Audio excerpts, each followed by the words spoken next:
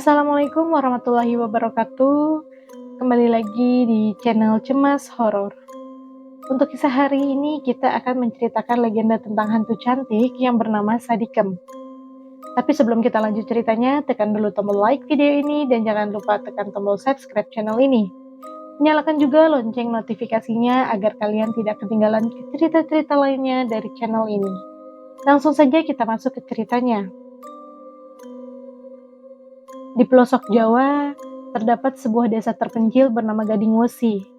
Desa ini dikelilingi hutan lebat dan sawah yang luas, jauh dari hiruk-pikuk kota. Masyarakatnya hidup dengan aturan adat yang kuat, menjunjung tinggi norma serta takut akan hal-hal yang goib. Sejak zaman dulu, banyak cerita mistis berkembang di desa ini. Salah satunya adalah tentang Sadikem, perempuan yang konon pernah menjadi gadis tercantik di desa itu. Sadikem lahir dari keluarga sederhana. Ayahnya seorang petani, sedangkan ibunya seorang penjual jamu. Berbeda dengan gadis desa lainnya yang berkulit sawo matang karena terbiasa bekerja di sawah. Sadikem memiliki kulit seputih beras yang baru ditumbuk. Rambutnya panjang tergerai, hitam pekat, serta matanya bening seperti embun pagi.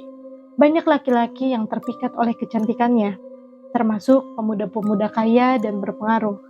Namun, karena kecantikannya pula, banyak perempuan lain yang iri kepadanya, terutama istri-istri dari lelaki yang diam-diam mengaguminya. Suatu hari, datanglah seorang laki-laki kaya bernama Ki Gentar, saudagar dari kota yang sudah beristri, tetapi tetap berusaha meminang Sadikem. Dengan sopan, Sadikem menolak pinangan itu. Ki Gentar yang merasa terhina mulai menyebarkan fitnah bahwa Sadikem adalah seorang penyihir. Jangan tertipu oleh wajahnya yang cantik, katanya kepada warga. Ia memakai ilmu hitam agar para laki-laki tergila-gila padanya. Desa Gading Wesi yang masih mempercayai tahayul mulai resah. Desas-desus pun semakin menyebar.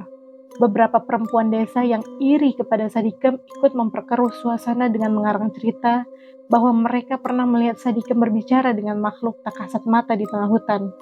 Dia sering pergi ke kuburan saat malam tiba, kata salah satu warga. Dia pasti memelihara makhluk halus, tambah yang lainnya. Puncaknya terjadi pada malam bulan purnama. Warga desa yang termakan fitnah berkumpul dengan obor di tangan.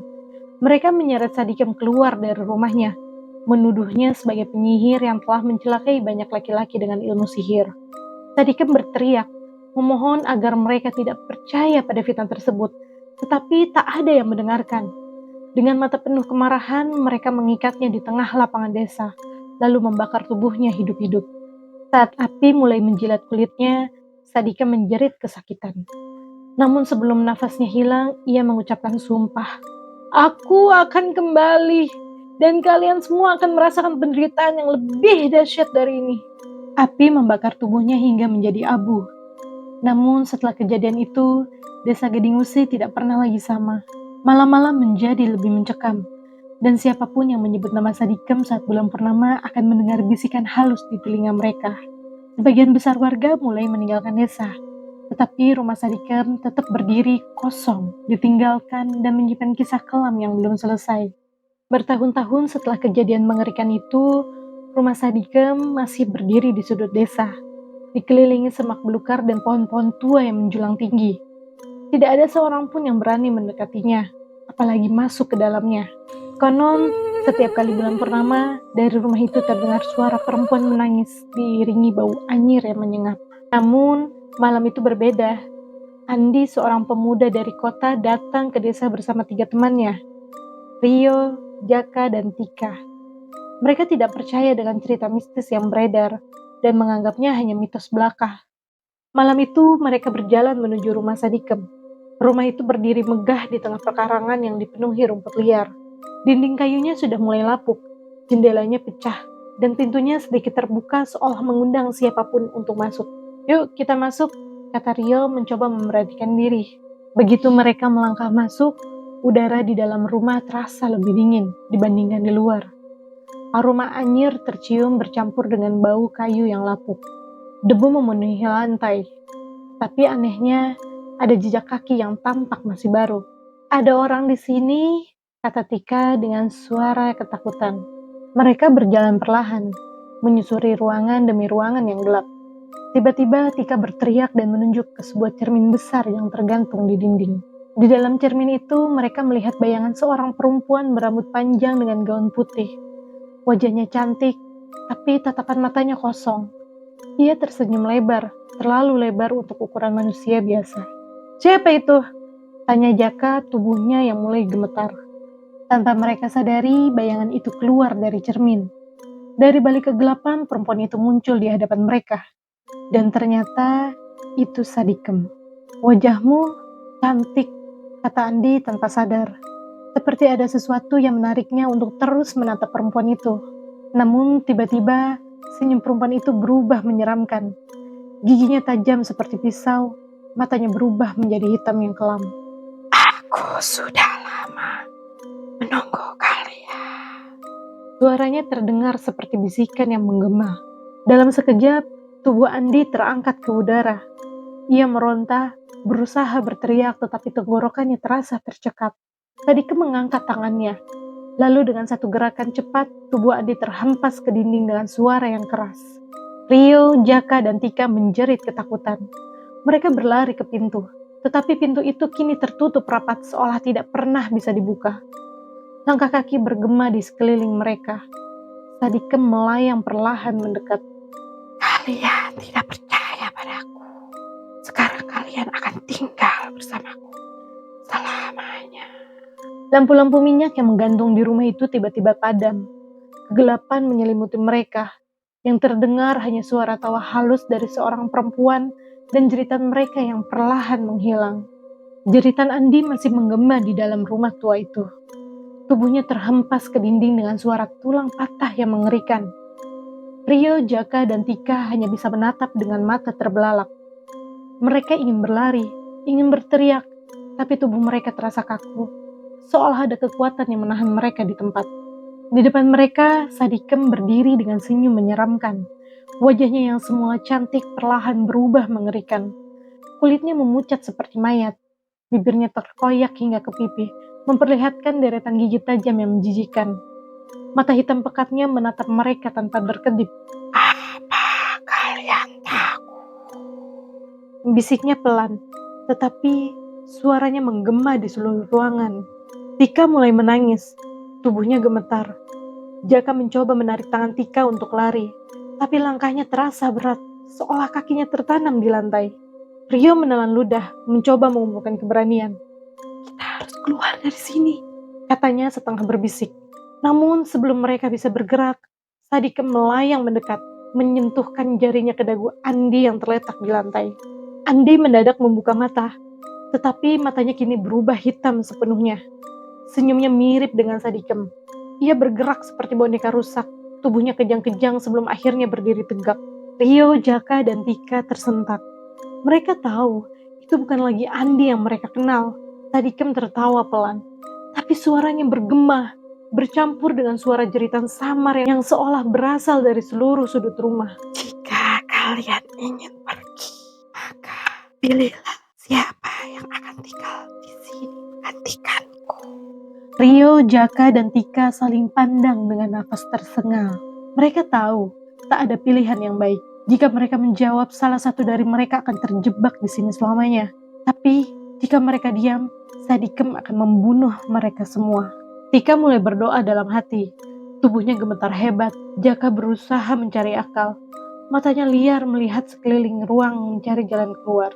Namun Rio malah menatap langsung ke mata Sadikem. "Kami tidak akan memilih siapapun," katanya dengan tegas. "Kami akan keluar bersama." Seketika ruangan menjadi sunyi. Wajah Sadikem yang semula tersenyum perlahan berubah. Tatapannya berubah dingin. Udara di dalam rumah semakin dingin. Nafas mereka mulai mengeluarkan embun, seperti berada di tengah musim dingin. "Kalian menolak permintaanku." Tiba-tiba semua pintu dan jendela rumah tertutup dengan suara keras. Lampu-lampu minyak yang masih menyala redup mulai berkedip. Dari balik bayangan di dinding, sosok-sosok samar mulai bermunculan. Sosok manusia dengan wajah hancur, mata kosong, dan mulut menganga tanpa suara. Sadikem tersenyum kembali. "Baiklah, kalau begitu, kalian semua akan menemaniku selamanya." Dan sekejap, sosok-sosok bayangan itu melompat ke arah mereka. Jeritan Tika menggema saat bayangan-bayangan itu semakin mendekat. Rio menepis tangan kurus yang mencoba meraih lehernya. Sementara Jaka berusaha menendang sosok hitam yang muncul dari lantai. "Tika, cepat lari!" teriak Rio. Tika tersadar dari ketakutannya. Dengan sekuat tenaga, ia berlari ke arah pintu depan yang tertutup. Jaka mengikuti dari belakang.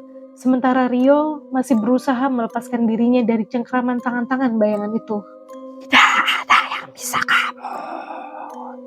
Suara Sadikem bergema, disertai tawa yang menyeramkan.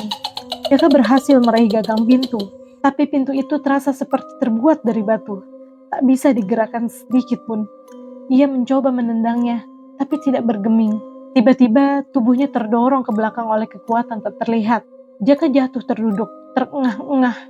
Dari kegelapan, Sadikem melayang mendekatinya. Kau ingin pergi, Jaka? Bisiknya. Jaka mencoba mundur, tapi punggungnya sudah menempel ke dinding. Tika menjerit ketakutan saat melihat wajah Sadikem yang semakin mendekat ke wajah Jaka.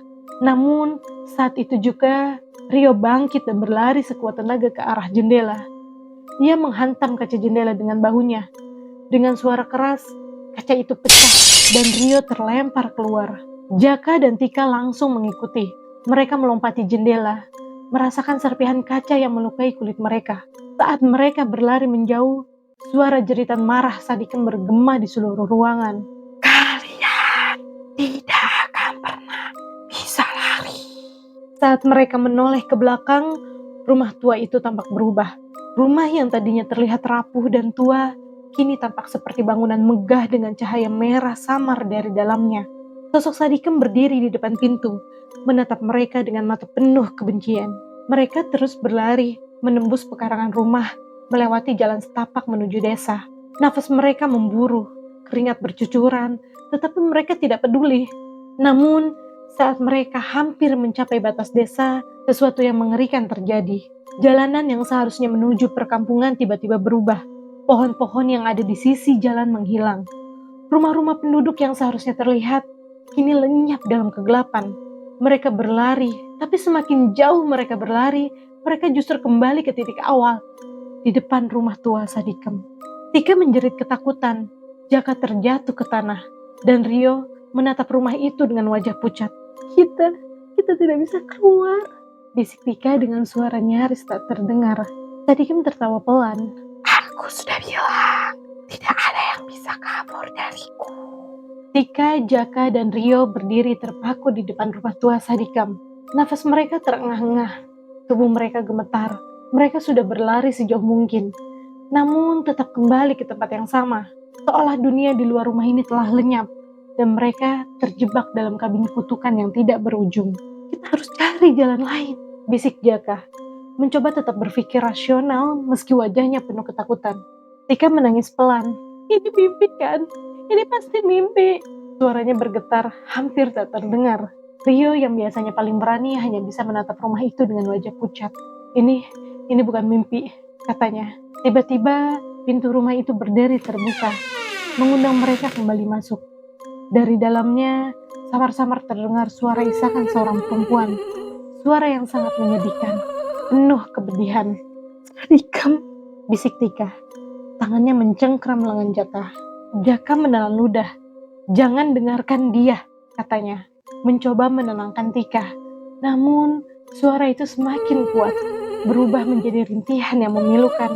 Kalian akan aku. Kalian menghancurkan hidupku. Rio merinding dan berkata, dia menganggap kita bagian dari orang-orang yang dulu membunuhnya. Mereka tidak punya pilihan lain. Jika terus berdiri di sini, mereka akan tetap terjebak. Dengan langkah ragu-ragu, mereka memasuki rumah itu lagi. Di dalam, udara terasa lebih dingin dari sebelumnya. Dinding rumah yang tadi terlihat lapuk, kini tampak seperti baru. Seolah mereka melangkah ke dalam masa lalu. Suara tangisan Sadikem semakin jelas. Mereka menoleh ke ruang tamu dan melihatnya. Di sana, seorang perempuan muda dengan rambut panjang tergerai, duduk di lantai sambil menutupi wajahnya dengan tangan. Tika ingin mundur, tapi sesuatu dalam dirinya membuatnya tetap berdiri. Perlahan perempuan itu menoleh, wajahnya cantik, dengan mata yang dipenuhi kesedihan. Namun, saat bibirnya mulai tersenyum, wajahnya berubah. Kulitnya mencair, mata hitamnya membesar, dan mulutnya merekah hingga ke pipi. Kau akan menemani aku selamanya. Dalam sekejap, lampu minyak di ruangan itu meledak, menciptakan kobaran api yang mengelilingi mereka. Jaka dan Rio segera menarik Tika, berlari menuju pintu belakang. Namun saat mereka berbalik, mereka justru melihat sesuatu yang lebih mengerikan. Bayangan-bayangan hitam bergerak di dinding, memanjat keluar, membentuk sosok-sosok yang menyerupai manusia dengan mata kosong dan senyum mengerikan. Jaka berteriak, mencoba membuka jendela, tapi jendela itu tertutup rapat. Kita harus keluar! Rio berteriak, menyeret Tika yang sudah hampir pingsan. Namun, tiba-tiba Sadikem muncul tepat di depan mereka, tertawa dengan suara yang menggema di seluruh rumah. Tika berteriak histeris, sementara tangan-tangan hitam mulai mencengkram kaki mereka, menarik mereka ke dalam bayangan. Dan dalam sekejap, semuanya menjadi gelap. Keesokan paginya, desa Gadingusi diliputi keheningan yang aneh. Penduduk desa tidak melihat tanda-tanda keberadaan Tika, Jaka, atau Rio. Rumah tua Sadikem tetap berdiri sunyi, seperti tidak pernah terjadi apa-apa. Namun malam berikutnya, seorang pemuda desa bernama Bram yang sedang berjalan pulang melewati rumah tua itu mengaku melihat sesuatu yang mengerikan. Aku melihat mereka, katanya dengan suara gemetar. Mereka berdiri di jendela rumah itu. Wajah mereka pucat dan mereka tersenyum. Orang-orang desa mendengar cerita itu hanya bisa saling berpandangan. Mereka tahu, rumah itu telah menelan korban lagi. Sejak malam itu, setiap bulan purnama, suara tawa halus terdengar dari dalam rumah.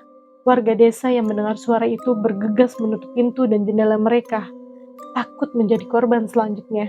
Tak ada yang tahu pasti apakah Sadikem telah menemukan kedamaian, atau justru semakin haus akan jiwa-jiwa baru untuk menemaninya. Satu hal yang pasti, rumah tua itu tetap berdiri, dan siapapun yang nekat masuk ke dalamnya tidak akan pernah kembali. Oke teman-teman, sekian untuk cerita kali ini. Terima kasih buat teman-teman yang sudah mengikuti kisah ini sampai akhir. Dan buat teman-teman yang baru bergabung, jangan lupa like, komen, share, serta subscribe channel ini. Dan nantikan kisah-kisah horor berikutnya di channel Cemas Horor.